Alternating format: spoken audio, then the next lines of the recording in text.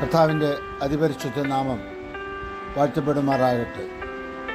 ഈ പ്രഭാതത്തിൽ ദൈവവചന ധ്യാനത്തിനായി സങ്കീർത്തനം 40:1 നമുക്ക് ചിന്തിക്കാം.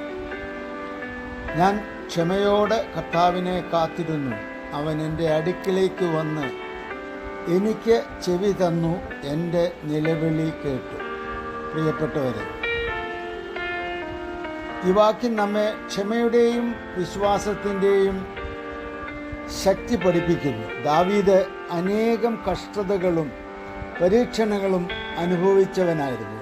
എന്നാൽ അവൻ വേഗത്തിൽ അല്ലെങ്കിൽ എളുപ്പമാർഗത്തിൽ പരിഹാരം തേടുകയോ ഒരിക്കലും നിരാശനാകുകയോ ചെയ്തില്ല. മറിച്ച് അവൻ ക്ഷമയോടെ കർത്താവിനായി കാത്തിരുന്നു.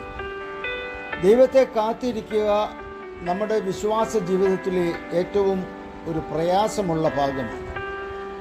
നമുക്കുടൻ ഉത്തരം വേണം, അതാണ് നമ്മുടെ ആഗ്രഹം എപ്പോഴും. പക്ഷേ കർത്താവ് കാത്തിരിപ്പിലൂടെ നമ്മുടെ സ്വഭാവം രൂപപ്പെടുത്തുകയും വിശ്വാസം ആഴപ്പെടുത്തുകയും അനുയോജ്യമായ സമയത്ത് അനുഗ്രഹം നൽകുകയും ചെയ്യുന്നു. എൻ്റെ കാത്തിരിപ്പിനിടയിൽ ചിലപ്പോൾ എന്നെ അധൈര്യപ്പെടുത്തുന്നത് ചിലത് സംഭവിച്ചേക്കാം. എന്നാലും ഞാൻ എൻ്റെ ദൈവമായ പിതാവിൻ്റെ മറുപടിക്കായി കാത്തിരിക്കും. ഈ വാക്യത്തിൽ പറയുന്നതായ സുന്ദരമായ മറ്റൊരു ഭാഗമുണ്ട്. അവൻ എൻ്റെ അടുക്കലേക്ക് വന്നു, എൻ്റെ അപേക്ഷകൾക്ക് ചെവി തന്നു.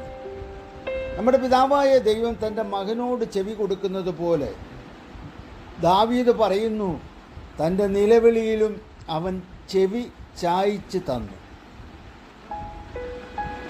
ചെവി ചായ്ക്കുക എന്ന് പറയുമ്പോൾ എൻ്റെ അടുത്ത് വന്ന് ഞാൻ പറയുന്ന അപേക്ഷ എന്തെന്ന് കേൾപ്പാൻ എന്നിലേക്ക് പിതാവായ ദൈവം കുനിഞ്ഞ് തൻ്റെ ചെവി എന്നോട് അടുത്ത് പിടിച്ചു.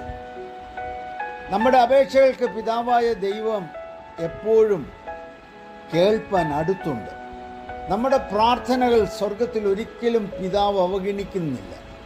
നാം മക്കളെങ്കിൽ പിതാവായ ദൈവം നമ്മുടെ അപേക്ഷ കേൾക്കും, നമ്മുടെ ആവശ്യങ്ങൾ കൈക്കൊള്ളും. നാം പിതാവിനെ വിട്ട് അകന്നു മാറാതെ ദൈവസന്നിധിയിൽ, പിതാവിൻ്റെ സന്നിധിയിൽ തന്നെ നിന്നാൽ നമ്മുടെ അപേക്ഷ തീർച്ചയായും ഈ പിതാവ് പരിഗണിക്കും. തക്ക സമയത്ത് പിതാവിൽ നിന്നും മറുപടി ഉണ്ടാകും. പിതാവ് പ്രവർത്തിക്കും.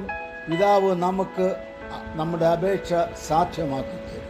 അതുകൊണ്ട് നാം കാത്തിരിപ്പിൻ്റെ അക്ഷമതയോടെ വിശ്വാസമുറപ്പിച്ച് പിതാവിൻ്റെ ചെവി എൻ്റെ അടുത്തുണ്ട് എന്നുള്ള ധൈര്യത്തിലായിരിക്കണം.